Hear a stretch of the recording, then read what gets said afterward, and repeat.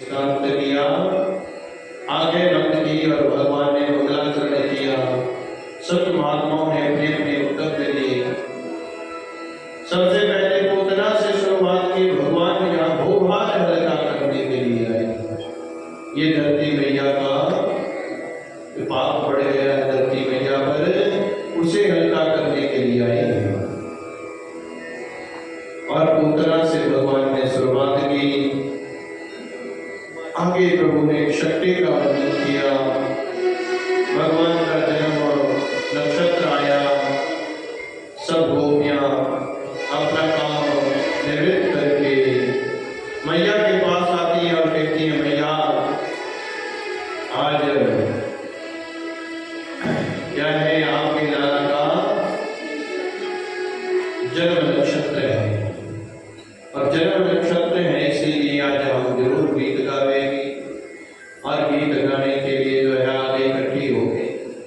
मैया ने कहा, अभी अभी मैंने अपने लाला को सुलाया है,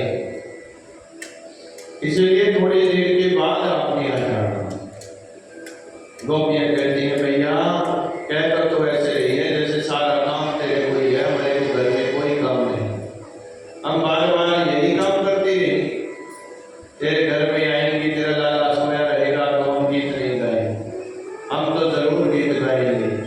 और मैया ने जो है अपने पुत्र को तोड़ने समेत उठाया, उठाकर कहते हैं घर के आंगन से बाहर ही एक बैलगाड़ी खड़ी थी, जिनको बैलों के साथ जोता जाता है, लकड़ी की गाड़ी। उसी के ऊपर बहुत से माट मटका पड़े हुए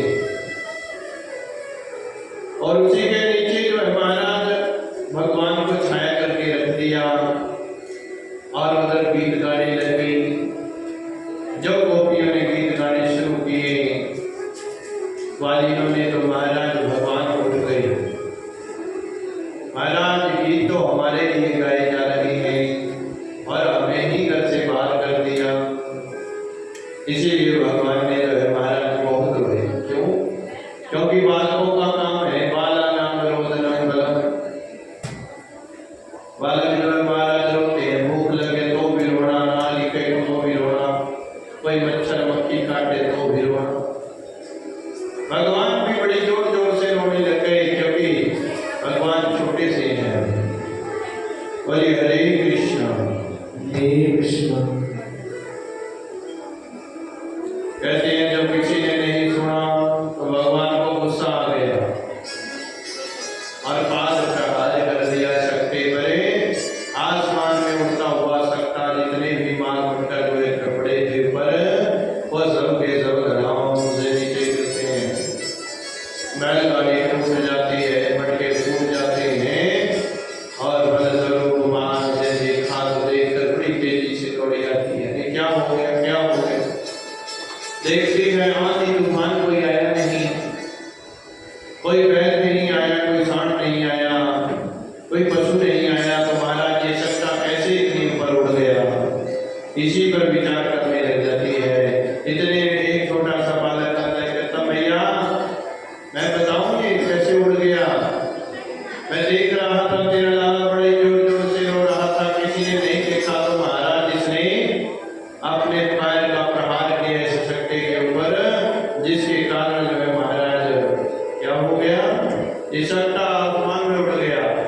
भैया कहते जाने के भांग पी कर आए करके, भैया भांग पी रखी है दिन में ही क्या? 100 बालक मेरा और पैर की ठोकर मारेगा, इतना बड़ा सट्टा, इतनी बड़ी गाड़ी उड़ जाएगी। और भैया ने भगवान को गले से लगाया। इस प्रकार से इस शक्ति का भगवान ने जो है वर्णन किया। आगे चलकर एक दिन मैया भगवान को खिला रही थी, खेल रही थी, वो चल चल गई। परंतु मैया बूढ़ी हो चुकी है, वृद्ध हो चुकी है, इसलिए ज्यादा देर भगवान को खिला न सकी। इतने में भगवान ने देखा कि तृणावर्त जी महाराज बरोड़े का रूप बना कर आ रहे हैं। भगवान ने कहा मैया से खिलाया नहीं जाना था, इसलिए मामा जी ने उड़द भटोला भेज दिया। और भैया थक कर भगवान को आंगन में रख के अंदर काम करने चली गई। इतने में कहते महाराज तृणावर्त आए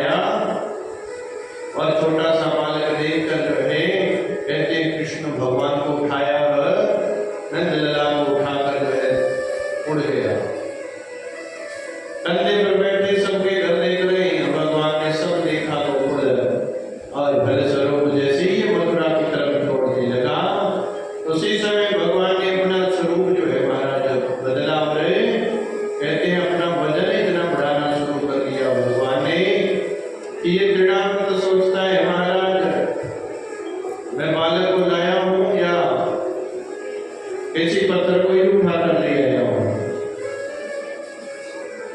भगवान कहते हैं अरे दृढ़ाव्रत लोग मुझे पत्थरों में खोजते हैं ढूंढते हैं और तू साक्षात मुझे पत्थर बता रहा है।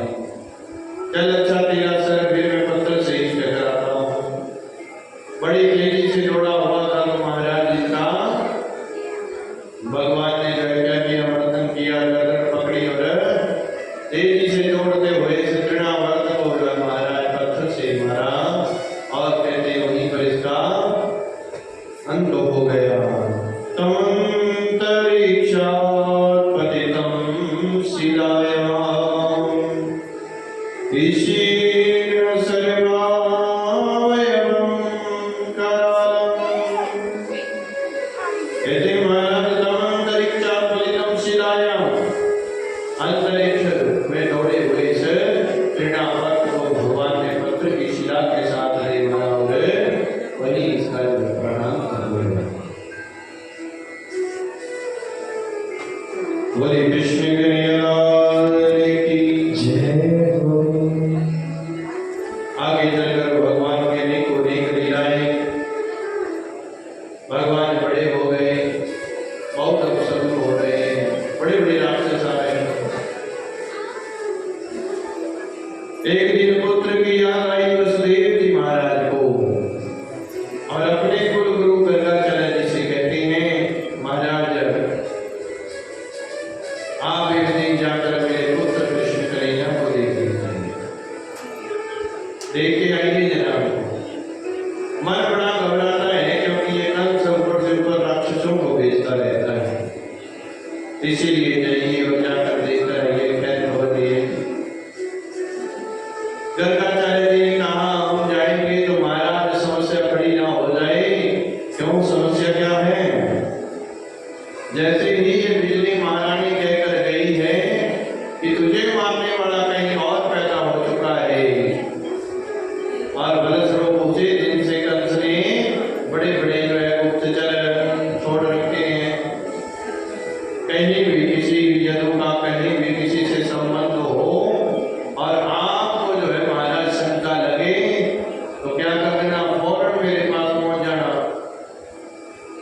गर्गाचार्य जी ने सोचा महाराज अगर हम चले गए तो बिना कारण ही जो है क्या हो जाएगा,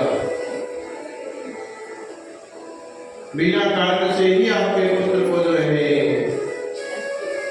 कष्ट में पहुंचाना पड़ सकता है। क्यों? क्योंकि अगर मुझे किसी ने देख लिया तो ये वो आचार्य ने क्यों खैर खबर लेने के लिए गया, मेरे मतलब से ही आपके पुत्र पर संकट आ जाएंगे। वसुदेव जी ने कहा ये भी आपकी बात सत्य है। बोले हरे कृष्णा और महाराज कहते हैं यदुनाम आचार्य ख्यातास्य भुवि सर्वदा सुतं मया संस्कृतं मन्ये देवं देवकी सुता। कहीं तो यशोदा के नंदन को आप व्यक्ति का पुत्र मानकर आपके पुत्र पर कष्ट आ सकते हैं, इसलिए आचार्य जी ने जाने में थोड़ी आनाकानी करी परंतु फिर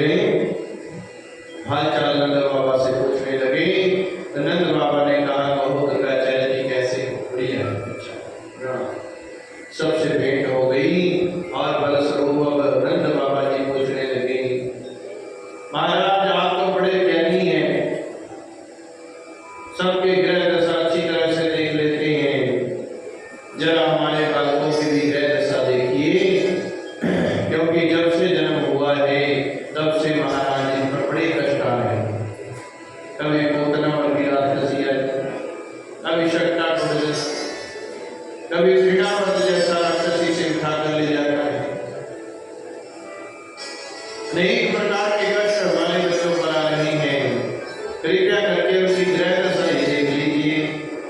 अब भगवान की ग्रह दशा दिखाने के लिए कहा तो गर्गाचार्य जी ने कहा महाराज नाम बताओ अपने बच्चों के। कहते हैं नाम तो अभी बताए ही नहीं, बढ़ाई ही नहीं, रखे ही नहीं। कल चलो भगवान जब कोई नाम ही नहीं रखा है तो महाराज ग्रह दशा कैसे देखो। नंद बाबा ने कहा महाराज आप ही रख दो नाम। वहां क्या हो गया, घर में ब्राह्मण देवता आए हुए हैं और महाराज आप ही नाम रख दीजिए। गर्गाचार्य जी ने कहा महाराज नाम तो हम रख दें, परंतु हम तो क्या है यदुओं के पुरोहित हैं महाराज, और कहीं यदुओं के पुरोहित समझकर हम पर जो है शंका हो गई किसी को तो आपके पुत्रों पर संकट आ सकता है। क्योंकि जब से देवकी और वसुदेव जी का पुत्र खोया है तब से इस दुष्ट कंस ने अपने गुप्तचर छोड़ रखे हैं कि यदुओं का कोई भी हो वो कभी भी कहीं भी मिले और किसी बच्चे का नामकरण, किसी बच्चे का हालचाल पूछने के लिए, या कोई छोटा सा बच्चा पैदा हुआ हो और उनका यदुओं से कोई संबंध हो तो सबको मारने के लिए आदेश है। ऐसे महाराज फिर क्या किया जाए, 5 मिनट लगेंगे हमें यहीं पर बिठाकर जो महाराज नामकरण संस्कार कर दिए।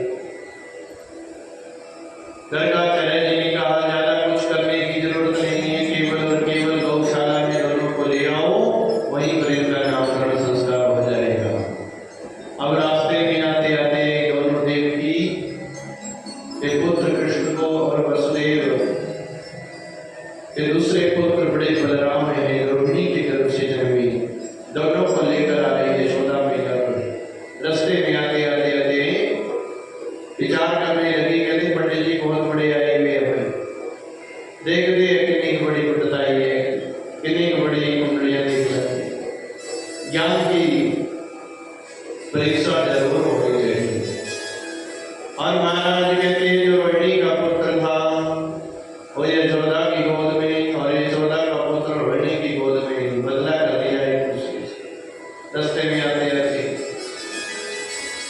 और बैठने लेकर भगवान श्री कृष्ण के और बलराम जी को लेकर गर्गाचार्य जी महाराज सामने बैठे हैं। जैसे ही भगवान को देखते हैं वैसे ही इनकी समाधि लग जाती है। भगवान के ऊपर दृष्टि पड़ते ही समाधि लग जाती है, सब नीचे आने लग जाता है। तो ऐसे होंगे यदि त्रिलोकी के मालिक स्वामी है नारायण ने मेरा प्रणाम स्वीकार करोगे। काफी देर तक समाधि लगी रही, समाधि लगी रही, इतने में लगे गोटे दुखड़े भाई यशोदा भाई रोहिणी जी से कहने कहने देख भी जाए देख पर लग जाए, हिल रही है, हिला के देख लो कहने रुक जा। रोहित जी तो हिलते भी नहीं है और गर्गाचार्य जी के तो समाधि लगी, भगवान की बात लीलाओं का याद कर रहे हैं। फल स्वरूप यशोदा मैया जी ने थोड़ा सा हिलाया, गुरु जी यही हो कहीं और चले गए हो। गर्गाचार्य जी कहते हैं नहीं नहीं देवी, मैं तो प्रभु को देखकर जो है उनकी लीलाओं का ध्यान करने लग गए हो। कौन प्रभु, तेरा पुत्र जो है वो कोई साधारण नहीं है, इतने में भगवान ने बोले हिला दी, यह बात नहीं कर पर्दा जो है वो पर्दा गिरा रहना चाहिए। अगर हम कोई गलतियां करते भी हैं तो कहते हैं लोगों के सामने तो खुश रहना चाहिए, करना चाहिए दिनों में। क्यों? जो पर्दा है वो पर्दा बड़ा रहना चाहिए। हर चीज दुनिया को बताने के लिए नहीं होती, कुछ चीजों का पर्दा भी भगवान ने रखा हुआ है। फलस्वरूप जो है महाराज भगवान ने इनकार कर दिया, ये भेद नहीं खोलना। भक्त और भगवान को जो पता चल गया तो कहते हैं फिर वो भाव ही मन से निकल देता। तो कहते हैं महाराज जैसे ही नामकरण करने लगे यशोदा मैया से कहते हैं अयम ही रोहिणी पुत्रो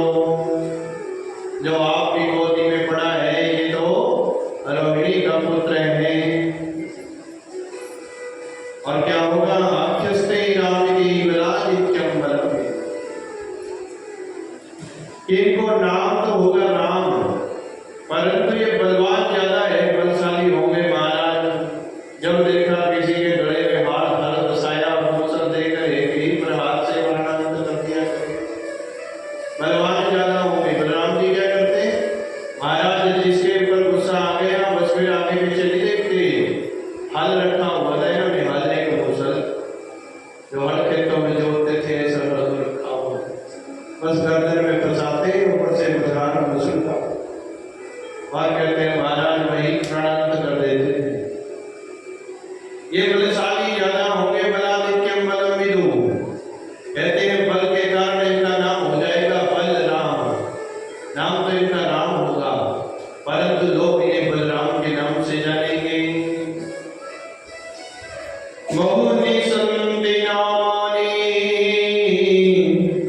रूपाणि च सुदस्यते,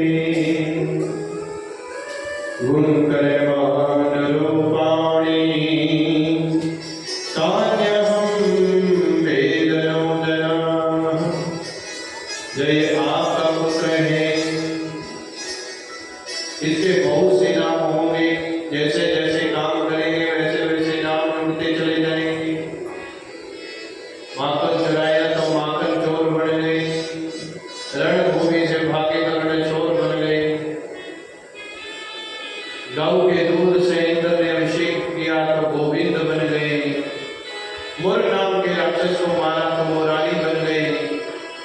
कहते महाराज ने गिरी को उठाया तो गिरिराज बन गए, गिरिधारी बन गए।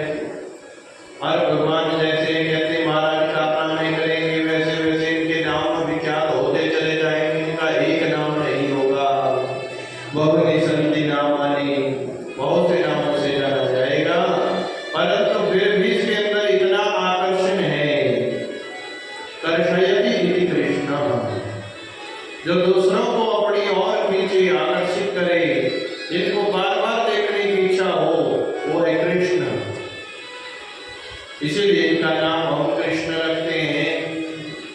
अब दोनों का नामकरण हो गया, भगवान का नाम कृष्ण और कहते हैं रोहिणी के पुत्र का नाम बलराम रख दिया। दोनों नामकरण कराकर घर पहुंची। अब भगवान बड़े हो गए हैं थोड़े से, अब भगवान थोड़े बड़े हुए तो महाराज अब कहते हैं जब से पैदा हुए हैं तब से कोई ना कोई सब इनके घर में मनता है। गोपियां जो है महाराज भगवान को देखने के लिए बार बार वहां पहुंचती ही रहती हैं, कोई ना कोई बहाना लगाकर। अब गोपियां शिकायत लेकर भी आती हैं मैया के पास। देवतान मंचन पच्चिरसाई दोष संजात हासः स्त्रियं साधवत्यत दीपय कल्पिते स्तेययोगे भरितान् भोक्षयन् विभजति सचेनाति भाण्डं विनक्ति द्रव्यालाभे श्रीरकुपितो यात्युपक्रोशलोका। पहली गोपी शिकायत करती है मैया तेरा लड़का जब भी जाता है क्या करता है, वत्सांगम च प्रतिरसम, मेरे घर से जितनी बार निकलता है आंगन से उतनी बार ही बच्चों के महाराज रस्सियां खोल देता है, जो छोटे छोटे बछड़े हैं। फिर क्या होता है महाराज, गैया का दूध बच्चे पी लेते हैं, जब बाल्टी लेकर मैं धोने जाती हूँ तो गैया अपना प्रहार करती है, डरता मार दिया जब देखना कुछ नहीं। कहते कोई गल नहीं भाई, टाइम और वो होना थोड़े नहीं ना 25 का समय असमय जाता कहते एक दिन समा हो गया धोने का। मैं कहा भाई तो थोड़े जी बच्चे बोल दे तो कहती नट गया थे देखे ना मैं कहा तेरे नंबर लग गया बाद मेरे बच्चे बोल रहे। और भगवान ने बाल ले जाए महाराज जिसका आनंद लेने सेयं रोष संज्ञात हास। मैया ने कहा मैं डांट कर भगा देना था। दूसरी गोपी कहती है मैया डांटे तो तब। एक दिन ये मेरे घर में पहुंच गया, माखन चोरी करने के लिए ढूंढता रहा। मैंने इसको पकड़ लिया और पकड़कर कहा लाला आज देख तुझे मैं दे दी, बिठा के जितना माखन को खाना चाहे उतना खा ले। परंतु ये चोरी करनी अच्छी बात नहीं होती, इसीलिए बिठा के मैदाइयों को खिलाने लगी। परंतु कहती महाराज ये मक्खन खा भी रहा है। कहता ना मैं नहीं खाना। मैं पूछे भी क्यों नहीं खाना? कहना साढ़े का आंकड़ा कमी है कोई मक्खन इन्हीं हटाया बनी उन्नत बाबा ने भी के नहीं रहे। जितना भी माखन चाहो उतना खा सकता हूँ, जितना दही खाओ उतना खा सकता हूँ। तो मैंने पूछा कि भाई तू क्यों चोरी करके खाता? कहना चोरी ने महात्मा आनंद ही कुछ हो रहे। चोरी करके खाने में जो आनंद है कहता वो बैठ के खाने वाली है। बोलिए कृष्ण जय की जय सेयं स्वाद्यवचनम्। महाराज बिठा के खा लिया करो। फिर मैया ने कहा मुझे छींके पर टांग दिया। मैया छींके पर भी टांग कर देख लिया। अपनी गोपी बोली फिर कहती इन्हें मंडली बना रखी है, एक चोर मंडली। जितने मोटे तगड़े जितने भी कहती महाराज वाले हैं वो सब के सब क्या होते हैं नीचे खड़े हो जाते हैं और उसके ऊपर जो है बाल चढ़कर जो है महाराज क्या करते हैं फिर छींके से भी उतार कर खा लेते हैं। एक गोपी कहती है महाराज खिलाना शुरू कर देता है, दूसरों को भी खिलाता है, खुद भी खाता है। एक गोपी कहती है भैया इनकी बंदरों से पता नहीं कौन सी दोस्ती है। कहती है खुद तो खाते ही खाते हैं, बंदरों को भी खिलाते हैं। एक दिन ये मेरे घर में घुस गया, इसने खुद खाया, फिर बंदरों को बुला दिया और मेरे घर में बंदर ही बंदर हो गए महाराज। और फिर बंदरों ने भी खूब उड़ाया मेरा माखन सारा, चट कर गए, दही चट कर गए। फिर जब मंदिर जाते हैं तो जाते जाते बंदर मट मटकाओं को सूंघते हैं जिसमें दही था।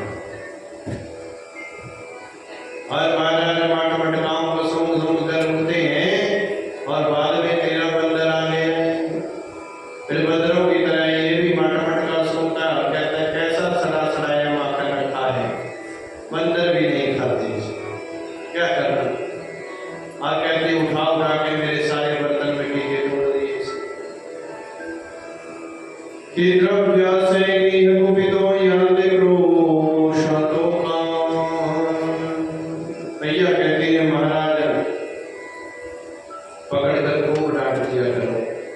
एक गोपी कहती है मैया एक दिन मेरे को बात, मैया कहती है कि और जब भी पकड़ना तो कहती है शिकायत के साथ साथ इसको साथ में ही पकड़ कर लेकर। गोपियां कहती है ठीक है मैया पकड़ कर लाएंगे।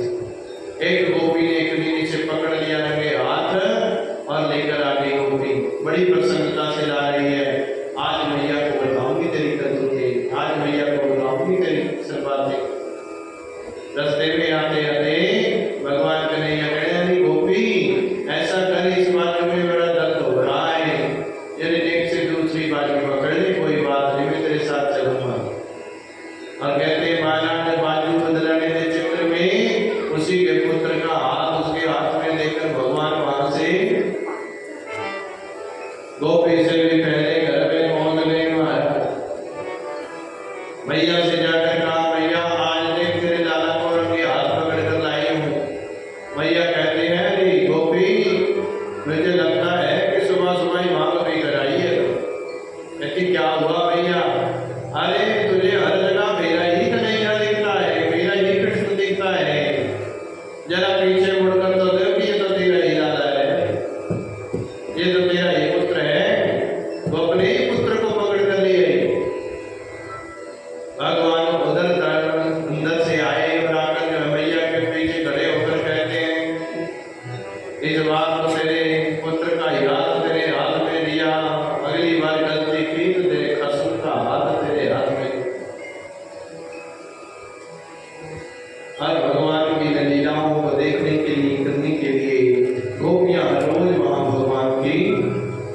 शिकायत लेकर कुछ कहने के लिए, कुछ करने के लिए, क्योंकि भगवान को देखने के लिए ही गोपियों ने ऐसी ही गोपियां बनी। वृंदावन में पैदा होना भी बहुत भाग्य की बात है। जितनी कुड़ियां हैं उन कुड़ियों में जन्म लेना बहुत सौभाग्य से मिलता है, क्योंकि वहां पर जब भी कोई मरता है तो उसको रोते हुए नहीं विदा करते, बैंड बाजों से विदा करते, सजा के हैं फूल लगा। काशी में मरेंगे तो मोक्ष मिल जाएगा, वृंदावन धाम में मरेंगे तो मोक्ष मिल जाएगा, और जगन्नाथपुरी में प्राण निकल गए तो मोक्ष मिल जाएगा, हरि के दरवाजे हरिद्वार में मर गए तो मोक्ष मिल जाएगा।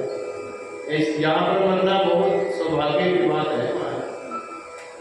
कहीं यात्रा करने के लिए भगवान के पास गए हैं, वहां मृत्यु हो जाए तो ऐसा मोक्ष निश्चित है। कहते हैं महाराज, मोक्ष पाने के लिए ही तो सारा चक्र है। जब भी तीर्थों पर कोई मरता है तो महाराज वहां पर रोया नहीं जाता, वहां पर वो खुशी मनाते हैं कि चलो अच्छा हुआ, इसको मोक्ष की प्राप्ति हो गई। क्योंकि इन स्थानों पर मरना भी बहुत सौभाग्य की बात है। बोले कृष्ण कन्हैया की जय। एक बार ब्रह्मांड घाट पर भगवान ने, कहते हैं महाराज, मिट्टी खा ली थी। बलराम जी ने आकर घर में बताया, भगवान ने कहा मैंने मिट्टी नहीं खाई भैया। नाहं भक्षित्वा सर्वे मिथ्या विसंसिना,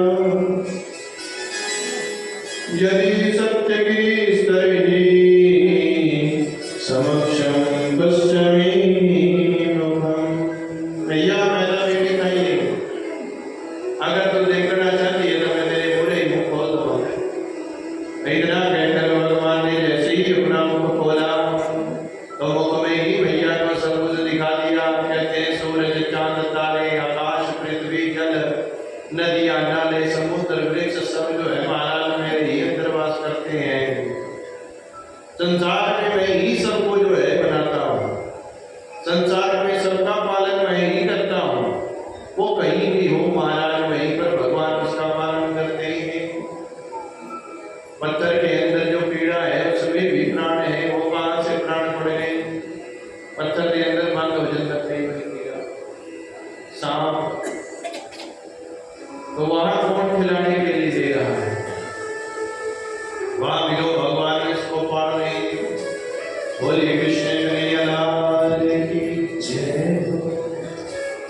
और प्रभु जो है महाराज सब कुछ दिखाते हैं। नारायण ने साक्षात मैया को अपना स्वरूप दिखाया, दिखाकर फिर उनके हृदय से वो छवि को गायब किया। कहते हैं ये नंद बाबा पूर्व जन्म के द्रोण और जो ये यशोदा है ये धरा, द्रोण और धरा, इन्होंने भगवान को पाने के लिए बहुत तप किया। भगवान को पाने के लिए इतना तप किया कि भगवान ने उनको साक्षात दर्शन दिए। वरदान में इन्होंने भगवान से मांगा, प्रभु अब आपके वात्सल्य को, छोटे स्वरूप को देखना चाहते हैं, बाल लीलाओं को आपकी देखना चाहते हैं, आपको अपने अंक में गोद में खिलाना चाहती हूँ मैया ने कहा। क्या कभी ऐसा सौभाग्य हमें मिलेगा कि आप हमारे गोदी में खेलेंगे? भगवान कहते कोई नहीं, आपने इतना बड़ा तप किया तो आपको मैं वरदान देता हूँ कि आपको मेरा छोटा स्वरूप वात्सल्य प्रेम आपको जरूर मिलेगा। और भगवान गोकुल में 11 साल 4 महीने रहे। गोकुल में 11 साल 4 महीने रहे। उसके बाद 14 साल कुछ महीने भगवान मथुरा में रहे। 25 साल कुछ महीने की उम्र पाकर भगवान द्वारिका नगरी में रहे 100 वर्षों तक। 125 साल 4 महीने कुछ दिन कहते हैं महाराज भगवान इस धरा धाम कर रहे हैं। 125 साल के उम्र थे भगवान श्री कृष्ण भगवान। और कहते हैं महाराज जी को इसीलिए छोटे स्वरूप का भगवान का करके प्रेम मिला। एक दिन कहते हैं महाराज अपने आप ही बैठकर मैया भगवान के क्या कर रही है, नामों करती है और भगवान को अपने हाथों से आज माखन खिलाऊंगी। हजारों नौकरानियां होने के बाद भी, दासियां दास होने के बाद भी माँ का प्रेम माँ का ही होता है। अपने हाथों से महाराज माखन दही का मंथन करने लग गई, भगवान का नाम गुणगान करती। गोविंद मेरो है, गोपाल मेरो है, गोविंद मेरो है, गोपाल मेरो है, गोविंद मेरो है, गोपाल मेरो है, गोविंद मेरो है, गोपाल मेरो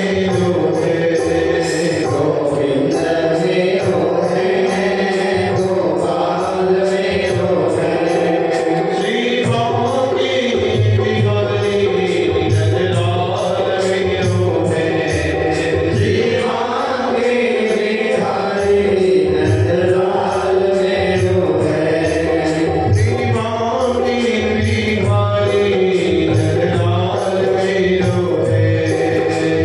भाग्य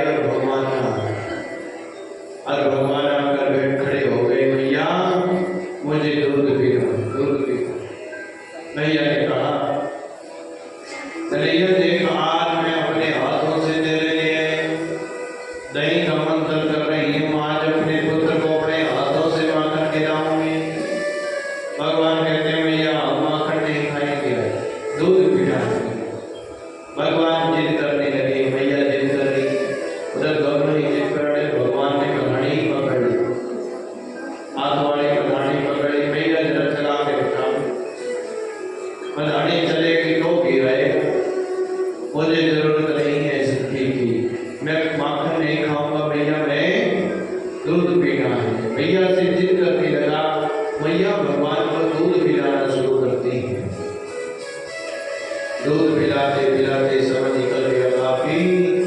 मैया आज भैंस के मारे कहती है कि कहीं कन्हैया का पेट खराब ना हो जाए, आज ज्यादा दूध पी रही है। भगवान मानो मैया से कहते हैं मैया संसार में जितनी भी माओं पे दूध है वो सब मेरे पास ही जाता है, क्योंकि पालन करने वाला तो मैं ही हूं। इसीलिए तो घबरा मत मैया। और भगवान को जबरदस्ती जो है महाराज दूध पीने से हटाती है मैया।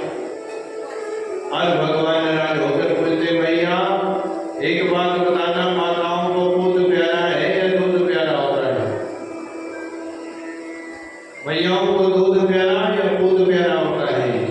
मैया कहती ये कैसा प्रश्न है? कन्हैया कहते हैं बताइए मैया। कहती भाई दूध प्यारा होता है। मैया कहते हैं इसकी भी परीक्षा हो जाएगी अभी। और चूल्हे पर पड़ा हुआ दूध उबलने ही वाला था कि भगवान ने अग्नि देवता को इशारा किया, चूल्हे में आग जल पड़ी। और जैसे ही वो दूध उबलकर नीचे गिरने लगा, मैया ने भगवान को गोदी से पटका और भागकर जो है दूध उठाने के लिए चली गई चूल्हे पर। जब चूल्हे पर से दूध उठाने गई, भगवान कहते हैं लो मैया का प्रेम इतना ही था बस। अभी 2 सेकंड पहले कह रही थी दूध प्यारा होता है, अब देखो दूध के लिए दूध को कैसे पैक कर चली गई। और भगवान कहते हैं महाराज, शास्त्र कहते हैं, भागवत कहते हैं कि मैयाएं कभी भी चूल्हे में दूध नहीं डालने देती हो। क्यों? क्योंकि इससे जो है महाराज हमारे पुत्रों पर कष्ट आता है, संकट आता है। समझ लेना, बार बार जो है दूध उबल उबल कर गैस पर चूल्हे में गिर रहा है तो एक तो पुत्रों की आयु कम होती है, दूसरा कहते हैं महाराज पुत्रों पर संकट ज्यादा रहते हैं, कष्ट आते हैं। इसीलिए मैयाएं जो है महाराज दूध उबलने नहीं देती। और भले स्वरूप जो है भगवान नाराज हो गए, इस बाट पटका जो पड़े थे, आज तक मैया के जो मायके से आए थे वो कोई बाट पटका फूटा नहीं, मैया ने बड़े प्रेम से रखे हुए थे। आज भगवान ने सबके सब डंडे से तोड़ दिए। जब देखा कि घर में दूध माखन हो गया भरपूर, सब आंगन जो है महाराज दूध से लथपथ हो गया माखन से, तो क्या किया फिर बंदरों को बुलाया। इस पे चढ़ के उखल पे चढ़े और भगवान ने बंदरों को आवाज लगाई। घर में बंदर ही बंदर। जितने में मैया को बड़ा पता चला कि महाराज पता नहीं धड़ाम धड़ाम से क्या हुआ, घर के बाहर अंदर से आई, उतने में तो बंदरों ने सब दूध दही माखन खाकर जा रहे हैं बंदर। और आज मैया को गुस्सा आ गया, मेरी माँ के बर्तन थे, आज तक मैंने किसी को हाथ नहीं लगाने दिया, लेकिन कन्हैया तुमने इसे छोड़ दिया।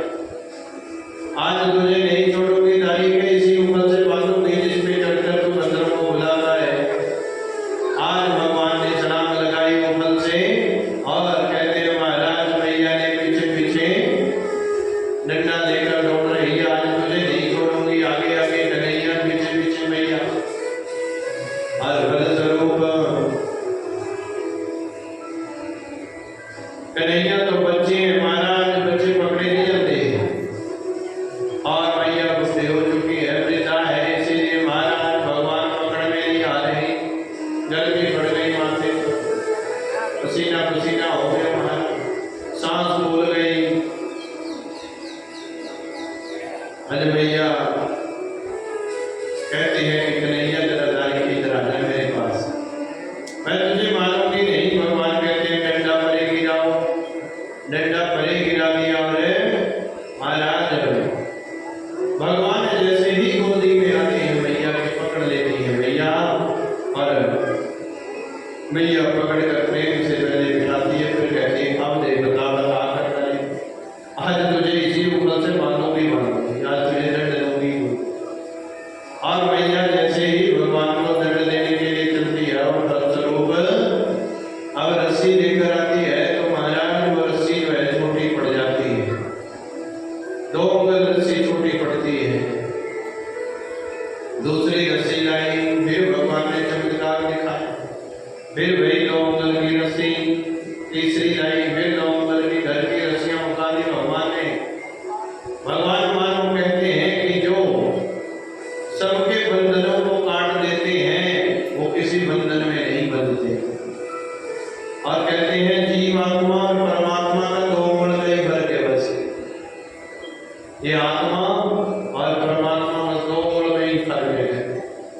ये माया सानू दिखाती नहीं पर दिखाती सब कुछ है। क्यों जो सी नहीं भी देखना चाहते माया सानू वो भी दिखा दे। पर माया कहते हैं महाराज जी को पड़ना लगे हुआ बस उस पार प्रभु है इस पार असुर है। दो ही उम्र का फर्क है बस। जिसकी बुद्धि निर्मल, जिसका मन पावन, जिसकी पवित्र आत्मा है उसको हर क्षण प्रभु दिखते हैं, हर क्षण महसूस होते हैं, हर क्षण उनके संग रहते हैं। एक चेले ने पूछ लिया, कहना प्रभु जी मैं भगवान पर विश्वास नहीं करता। कहते मैंने प्रभु को नहीं देखा।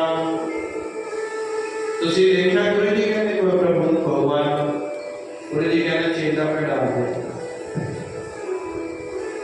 तो काफी देर गुरु जी का दिमाग खाएगा, अपनी अपनी हॉस्पिटल रहने गए, अपनी अपनी गुरु जी माया को सब खर्च के थप्पड़ मारेगा, गल पर थप्पड़ मारेगा। कहते गुरु जी बहुत दर्द हो रहा है। कहना कितनी दर्द? कहना जी गल पर हो रहा। कहना देखता रहा नहीं है। कहते नहीं गुरु जी दर्द तो हो रहा, महसूस हो रहा। कहना वैसे ही परमात्मा भी हमें महसूस होता। जैसे तो अपनी गल का दर्द नहीं ना दस सके भी कितने लगे हुआ दर्द। कहता तेनों महसूस है होया कि मेरी गल पर थप्पड़ बजे पीड़ हो गई। उसी प्रकार कहता प्रभु भी महसूस ही होते सन। ये जीवात्मा सबसे बड़ा प्रभु है कहते महाराज, जेडी अज तक किसी को फड़ नहीं हुई, जेडी चला रही है सन। शरीर में दर्द हो सकती है पर जीवात्मा में तो कोई दर्द नहीं होती। होती दर्द कोई, उसको तो कुछ भी नहीं लग रहा है। जो अंदर बैठी सानू चला रही है उन्होंने ना भूख लगती, ना चाह लगती, न दर्द होता, न कुछ होता है। पर जब भरत जी महाराज, जब भरत जी जब बुलाना मारे ना रघुगण ने, कहना तुसी भी इतना दुबला पतला बंदा लगाया हुआ पालकी के बीच में ना, आप तब जरा बड़े मुश्किल कर चलते हैं। कहना तुसी पकड़ के लगाते तो जैसे ही नीचे उतरता वैसे ही बुलाना देता हो। कहना दुबला पतला बंदा लाया क्योंकि वो मोटे तकड़े थे खूब, जैसे के मान कसे। जब उसको भाग लगने के लिए भूख प्यास की बातें करने लगे रघुगण, तो उसने कहा कि इस आत्मा को कुछ नहीं लगता।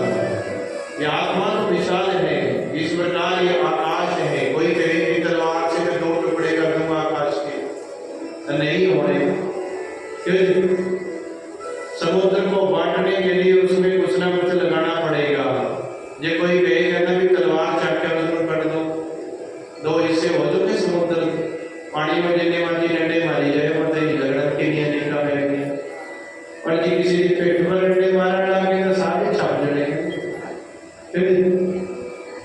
हर एक तो है अभी डंडा जो है कहते महाराज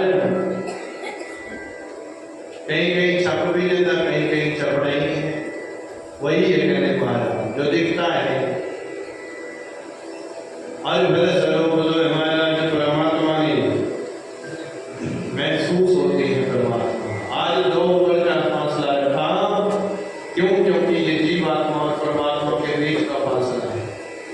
ये जब भी पूरा होने वाला होता, जब तक तो भगवान किसी न किसी चोर को साढ़े पीछे लाए थे।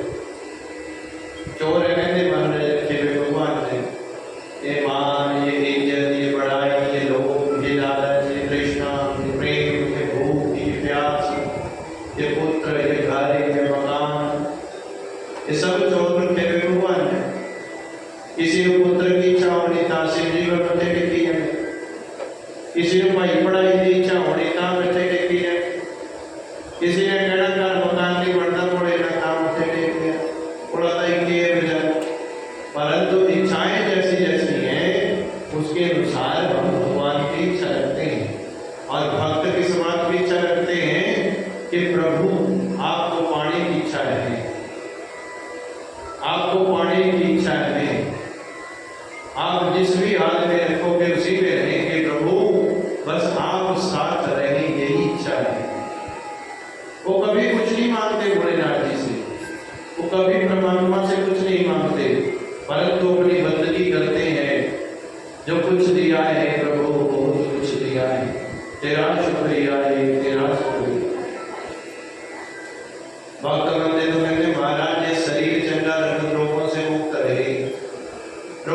जाने की मिलती रहे, पैसे जेब में हो या ना हो। परंतु ये संसारी लोग कहते हैं झूठे जग में ही हो रहे रहते हैं।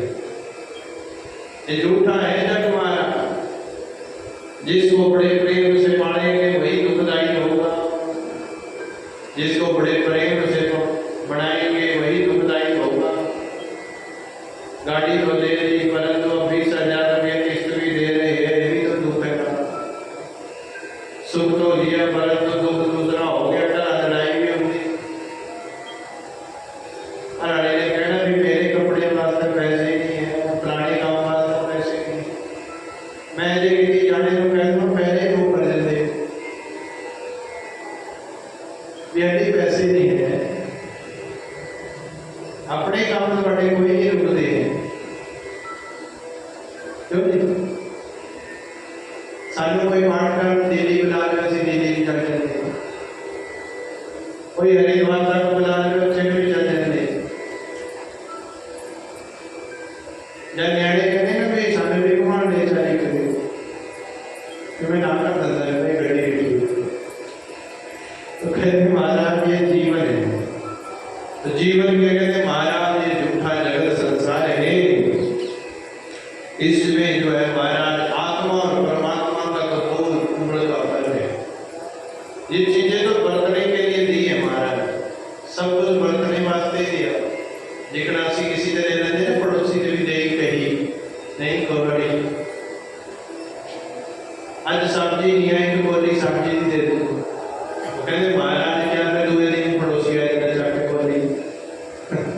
ये कहते महाराज ये तो बरतने वास्ते चीजें बढ़िया हो, और भले स्वरूप जो है ऐसे हम अपना मान बैठते हैं तो क्या होता है, फिर लड़ाई होती भी दूरी वाली चीज में मैं डाल दूँ, फिर परमात्मा भी यही लड़ते कहते साढ़े नाम, फिर वो दुख देना शुरू कर देते, तो सारे चीजा बोलिए शुरू कर देते। पैसों के अंदर आसक्ति आ गई तो पैसे ऊपर आ जाने भाई, अगर कहते किसी और के अंदर आसक्ति आ गई, पुत्र के अंदर आसक्ति, पुत्री के अंदर आसक्ति, तो थोड़े दिन के बाद क्या होना कि उसने आपके साथ व्यवहार गलत कर देना। बोलिए कृष्ण करिया तभी एक संत ने बड़ा सुंदर गाया, हो देख लिया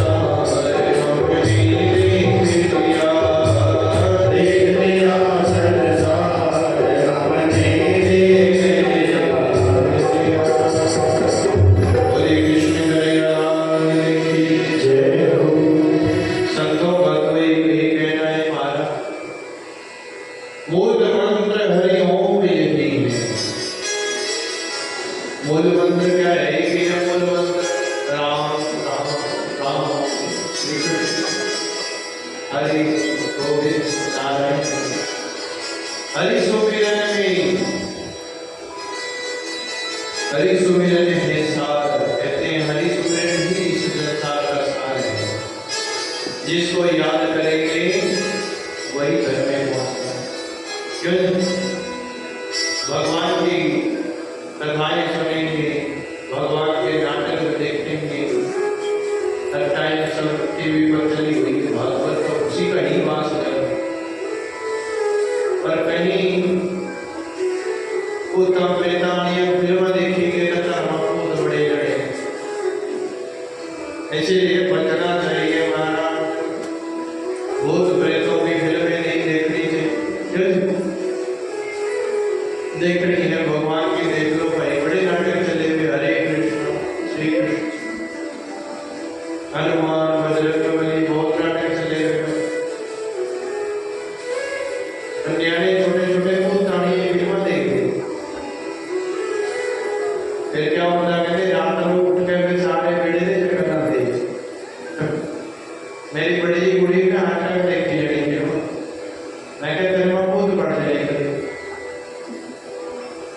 और उधर एक दिन ऐसी 12 बजे उठ के आ रहे थे, मम्मी उठ जल्दी से आ रहे मत गेट में लगे भी टूट कहीं जाना पड़ा।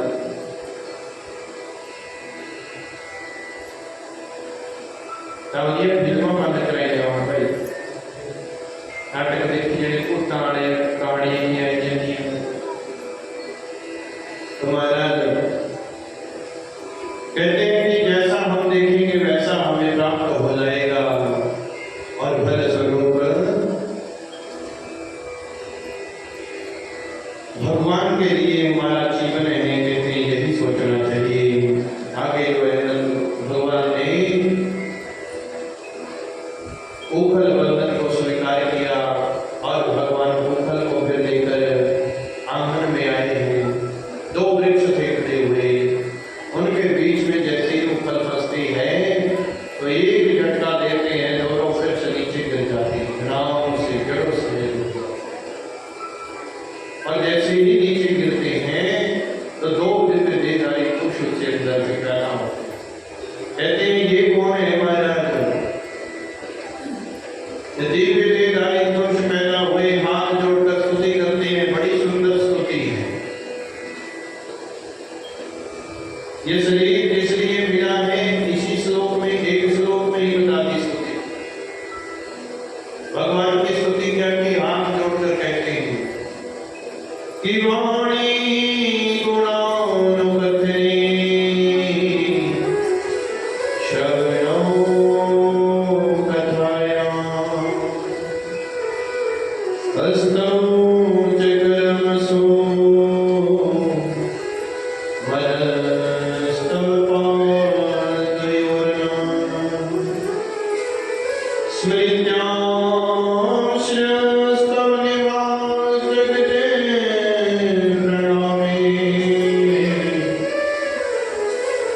दृष्टि सतां दर्शने हस्तो भवतरुणा। स्तुति क्या की? वाणी गुणानुवर्तने श्रवणो कथायां। हे प्रभु, ये वाणी सदा आपका गुणगान करती रही।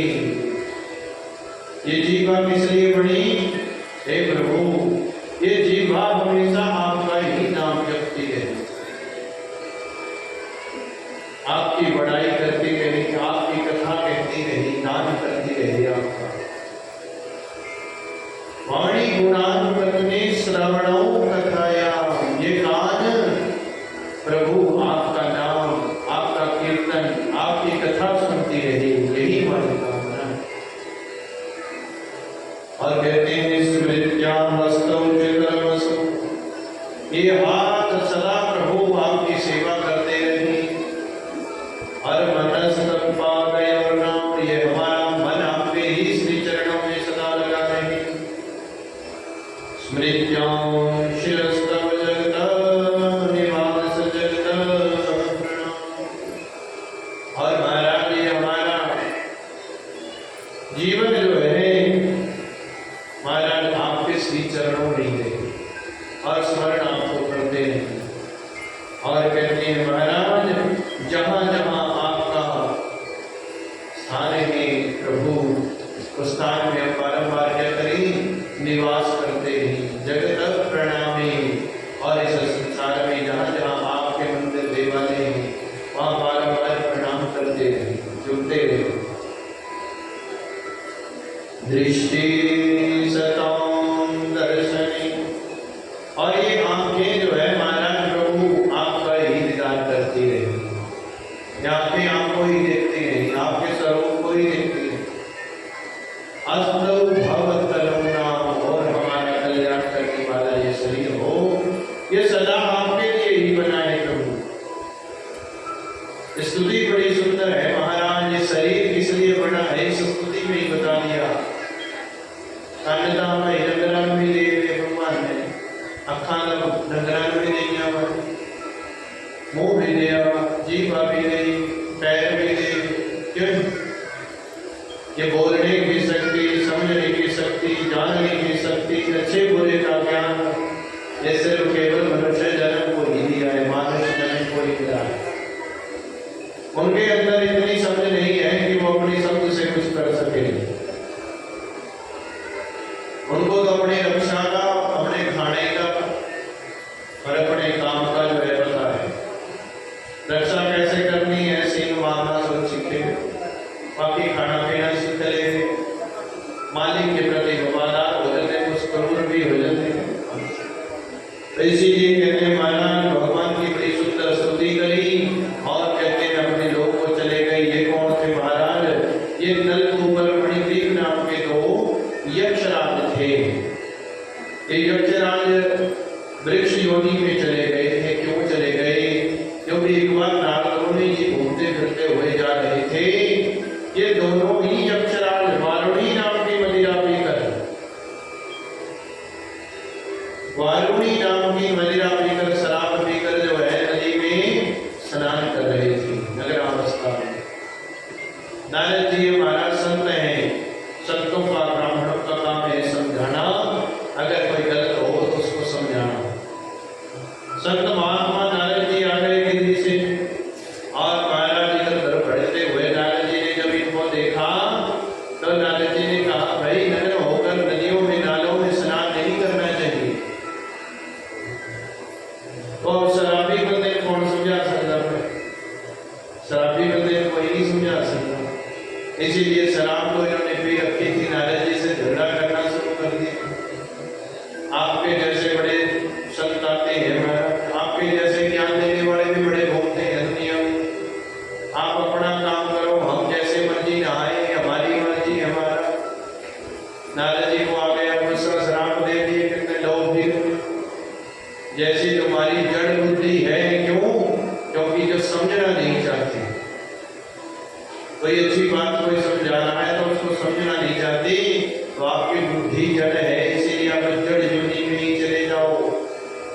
और जैसे ही श्राप मिला तो चरणों में गिर गए, महाराज प्रभु हमसे गलती हो गई, हमारा ये कर्म नहीं था। बार बार जो है भगवान से आग्रह किया और बार बार आग्रह किया तो महाराज फिर नारद जी ने कहा कि कोई बात नहीं, हमें ये बता दीजिए कि श्राप तो नहीं टलेगा, परंतु कृपा ये कर दीजिए कि हमारी मुक्ति कब होगी, कैसे होगी। कहते हैं महाराज जब भगवान श्री कृष्ण का स्पर्श आप पाओगे तब आपकी मुक्ति होगी। आज भगवान श्री कृष्ण जैसे ही उखल लेकर गए और दोनों वृक्षों के बीच में जैसे ही उखल फंसा, भगवान ने एक झटके से जैसे ही वो उखल छुड़ाने की कोशिश की तो वृक्ष दोनों टूटकर धड़ाम से और फलस्वरूप दोनों ही वृक्षों की योनि से मुक्त हुए, भगवान का गुणगान करते हुए अपने परम धाम को गए। बोले कृष्ण करे लाल की जय, जय जय श्री राधे श्याम। अब आगे चलकर जैसे ही महाराज ये वृक्ष नीचे गए आंगन में, उसी समय जो है मैया अंदर से दौड़ी आई कि ये क्या हो गया, ये क्या हो गया। जब देखा कि भगवान कृष्ण खड़े हैं और उनके पास दो वृक्ष टूटे पड़े हैं, भाई आंधी तूफान कोई आया